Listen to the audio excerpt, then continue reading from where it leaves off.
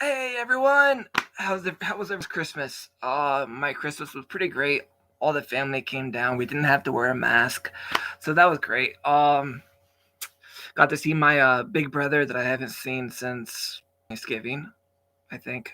I don't know. So it was great. The family came together. We played. They shot Nerf balls at everyone. I thought that was pretty crazy. But anyways, was I happy about the gifts? Yeah, I was pretty happy about the gifts. I got a shit ton of hot sauce, which is always awesome. My doctors will love me. Um, so yeah, how was everyone else's Christmas, or whatever you chose to celebrate that day? But anyways, enough of that. Let's talk a different. Happy New Year's Eve, by the way. Um, so last night on Impact, we got to see part 2 of the Best of Impact 2021. We got to see a good couple of matches, a few awards handed out, and a little end credits scene that was pretty interesting. So we're gonna go down and I gotta go get my notes. All right, so we're gonna start right. If my phone would work, stupid piece of. Come on. There we go. It works. All right, the Best of Impact 2021 Part 2. The first match that was shown was the Full Metal Mayhem match at Turning Point with Eddie Edwards versus Moose. Now, that was a great match, and it's one of the most previous matches that has happened, so it's pretty great that it got put in the list. Because I believe Turning Point was the last pay-per-view of the year. I think. Yeah. So that was great. It was great to watch it again, see the ladder be involved, the tables, the violence, Eddie Edwards ripping up the canvas that ultimately made him lose the match, but oh well. But yeah, it was great to see that match again. Then we go to the next match that was shown was the Inspiration making their debut at Bound for Glory when Decay defended their Knockouts tag team titles at the event. Hi, Datilla. So yeah, that was pretty cool.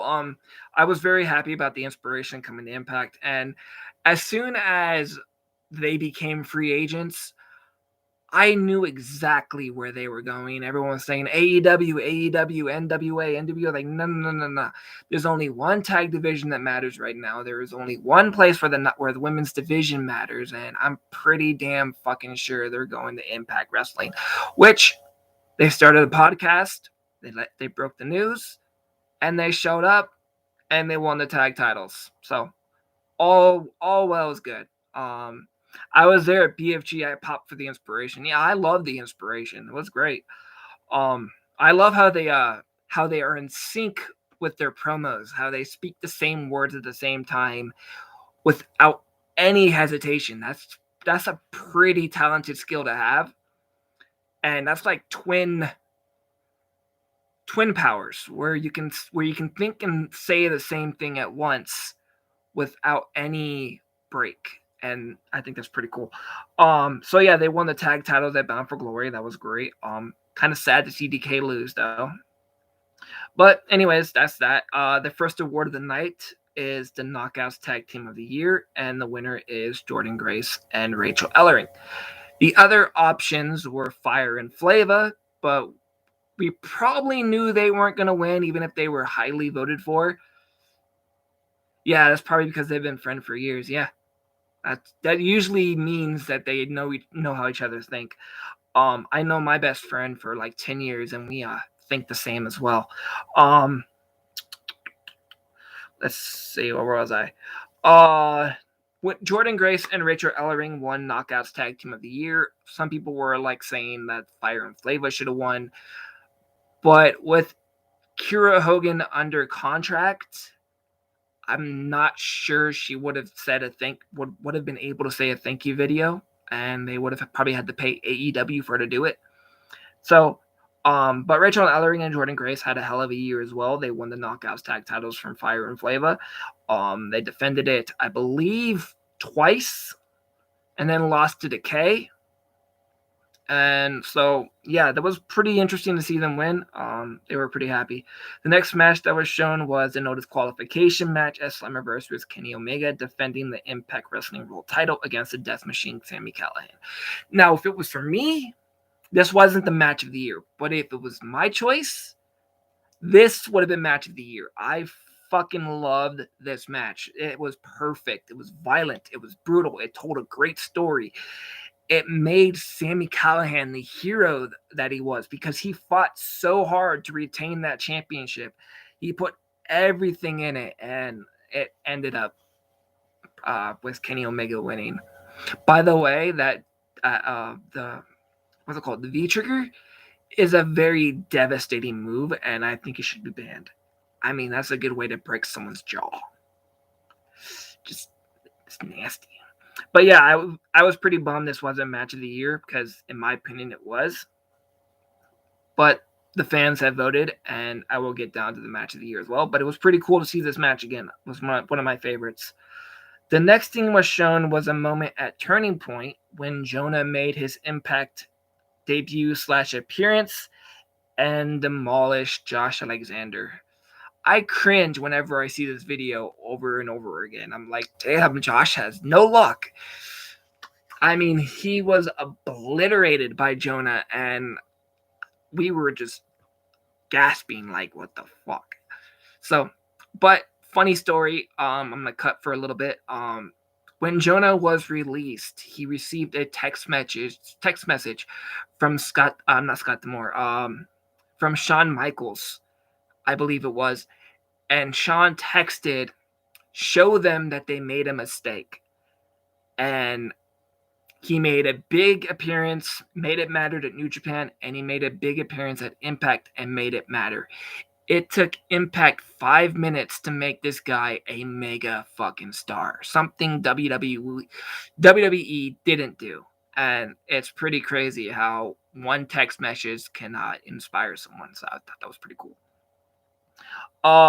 So the next, I'll read the comments afterwards. I know you're chatting in, so stay in till you think Josh is defeating Jonah. I think Josh is defeating Jonah because Jonah stated that he's not on a long-term contract, so I think he's just making a few appearances until he signs with New Japan.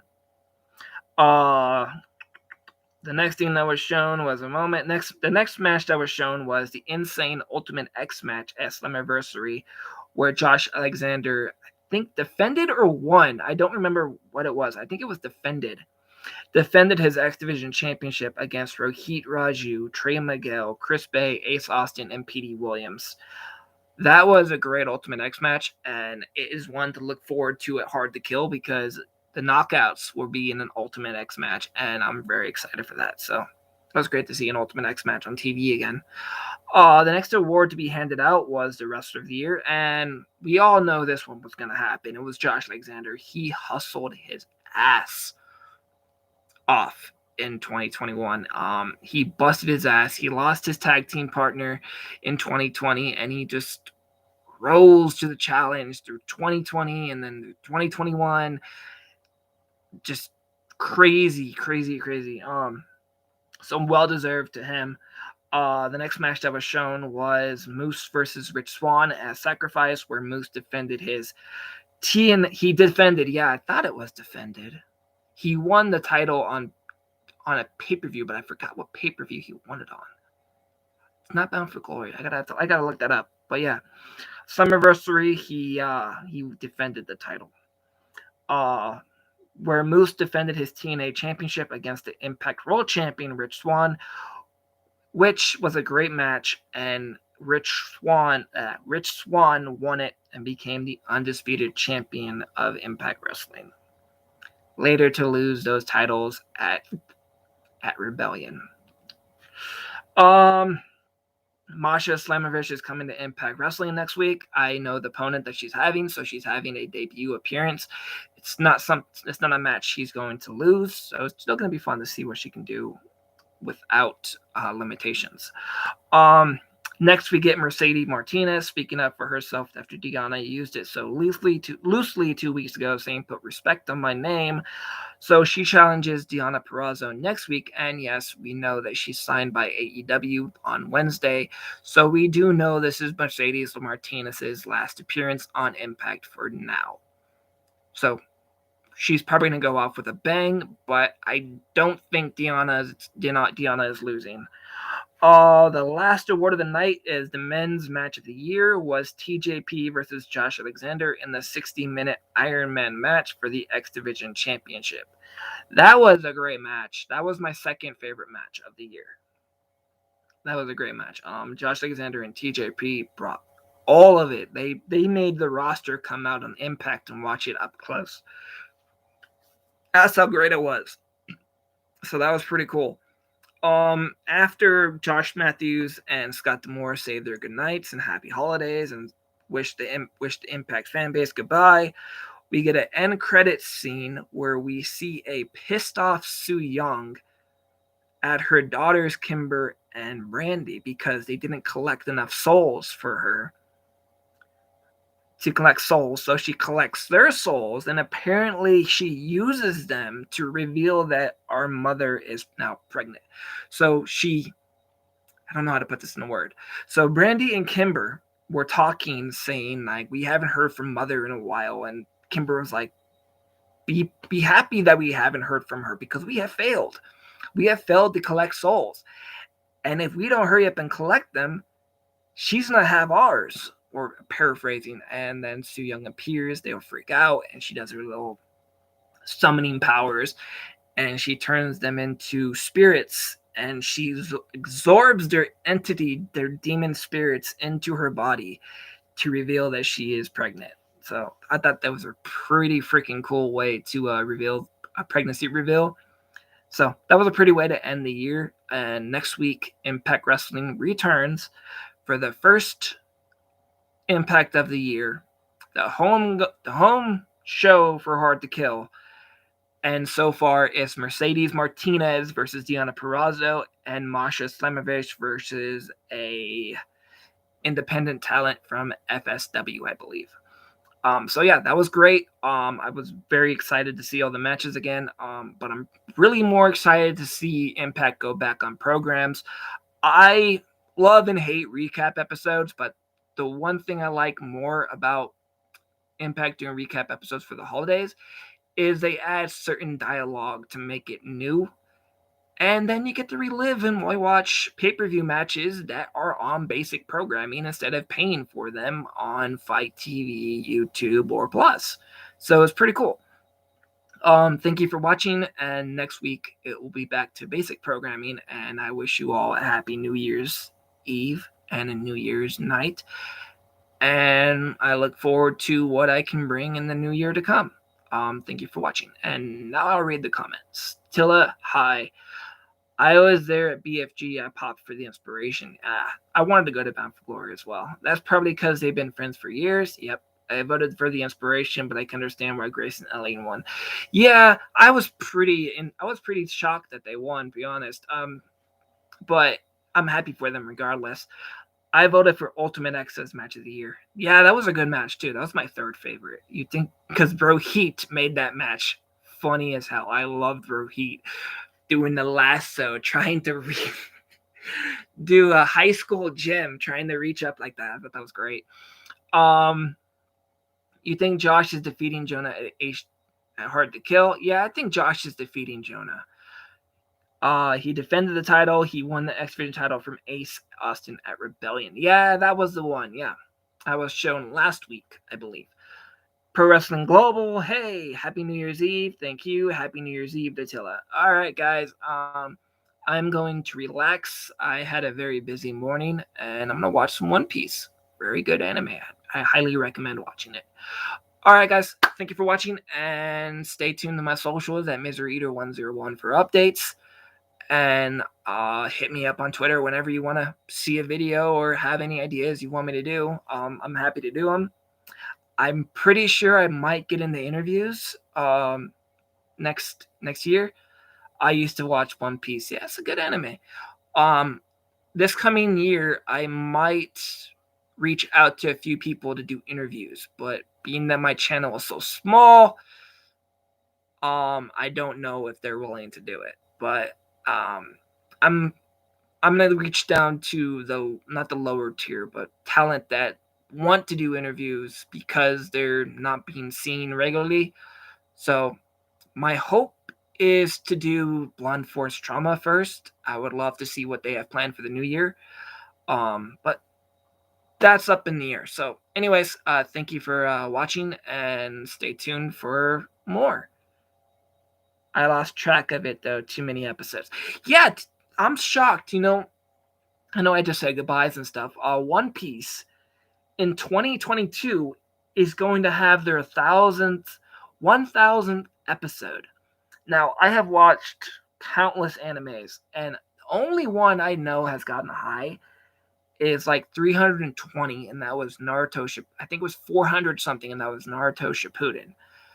But that was mostly 25% filler, so there was only like 320 episodes of canon. But One Piece is about to rein in 1,000 episodes. That is fucking insane. I mean, it started in 1999 and it's still going in 2022. That's freaking crazy. When I first started One Piece, I thought the anime was already over. I was like, "Oh, cool! I can binge watch it all." And then I'm like, "Oh shit! Now I gotta wait again." Fuck. Well, anyways, thank you for watching, and again, stay to my socials, and I will see you next week. Thank you. Have a safe night. Don't do anything stupid. Bye. It was a good episode, even though it was the best of Impact. Yeah, it was a good episode. All right, guys. Laters.